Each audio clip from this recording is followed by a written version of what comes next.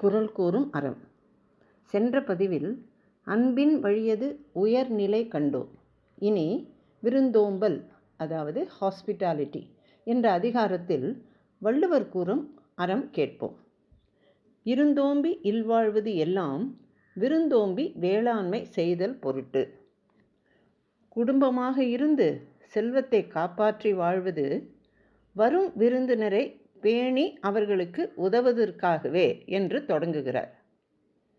அமிர்தமே ஆயினும் விருந்தினரை வீட்டிற்கு வெளியே இருக்கச் செய்து தான் மட்டும் உண்ணுவது கூடாது, அது அறமாகாது என்றும், வருகின்ற விருந்தினருக்கு உதவுபவருடைய வாழ்க்கை சீர்கெட்டு அழிவது இல்லை என்பதோடு, முகமலர்ச்சியோடு விருந்தினரை போற்றுபவர் வீட்டில் திருமகள் மனமலர்ச்சியோடு குடியிருப்பாளாம்.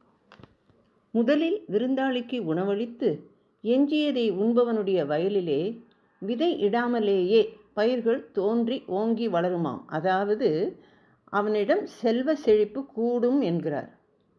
செல்விருந்து ஓம்பி வருவிருந்து பார்த்திருப்பான், நல்விருந்து வானத்தவர்க்கு என்கிறார் அடுத்த குறளில்.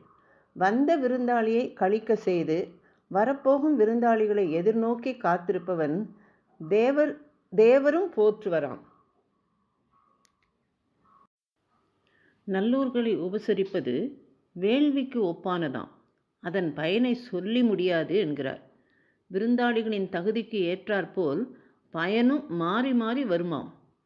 விருந்தாளிகளை உபசரிப்பதிலே எவனுடைய மனம் செல்லவில்லையோ அவன் ஈட்டிய பொருள் பறிகொடுத்து விட்டார் போன்ற ஒரு உணர்வை பெறுகிறார். விருந்தினரை உபசரிப்பதிலே அக்கறை காட்டாத அறிவற்ற ஒருவனுக்கு எவ்வளவு செல்வம் இருந்தால் என்ன, அவன் மக்களால் ஏழையாகவே கருதப்படுகிறான். மோப்பக் குழையும் அனிச்சம் முகம் திரிந்து நோக்கக் குழையும் விருந்து என்று இறுதிப்பாவில் கூறுகிறார். அதாவது மிருதுவான காட்டு வகை பூ முகர்ந்தவுடன் வாடிவிடும். முகமலர்ச்சி அற்று இல்லறத்தான் விருந்தினரை கண்டவுடன் விருந்தாளியின் முகமும் அப்படியே வாடிவிடுமாம். எனவே விருந்தினரை இன்முகத்தோடு வரவேற்க வேண்டும் என்கிறார் வள்ளுவர். சரி, இனி விருந்தோம்பலுக்கான ஒரு காட்சி மகாபாரதத்தில் பார்ப்போம். கண்ணன் பாண்டவ தூதுவனாக அஸ்தினாபுரம் வருகிறான். ஒவ்வொருவரும் கண்ணனை தன் மாளிகைக்கு விருந்துண்ண அழைக்கிறார்கள். அனைவரின் உள்ளத்தையும் அறிந்த கிருஷ்ணன் ஒவ்வொரு மாளிகையாக காட்டி இது யாரின் வீடு, இது யாரின் வீடு என்று வினவ, துரியோதனன், சகுனி, துரோணர், கர்ணன் போன்றோர் அது தங்கள் வீடு என்று ஒவ்வொருவராக உரைத்தபடி வருகின்றனர். இறுதியில் விதுரர் மட்டும் அது உன் வீடு கண்ணா என்று மொழிய, புன் சிரிப்புடன் அஸ்தினாபுரத்தில் எனக்கொரு இல்லமா, அப்படியென்றால் நான் என் வீட்டில் உண்ணவே விரும்புகிறேன் என்றார்.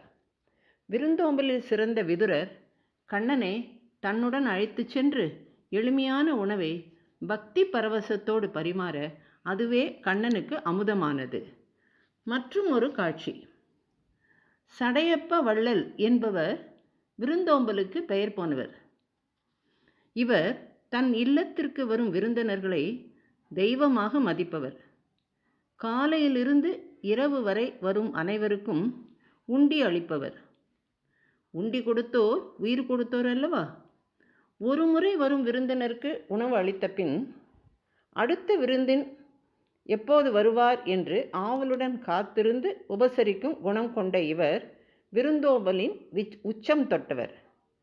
கம்பரை உபசரித்து ஆதரித்தவரும் இவரே. இப்படி இன்றும் கூட குடத்தில் இட்ட விளக்காக பலர் விருந்தோம்பலில் சிறந்தவர்களாக இருக்கலாம், சமுதாயத்தை வழிநடத்தி வரலாம். ஜெய் ஸ்ரீ ராமானுஜா.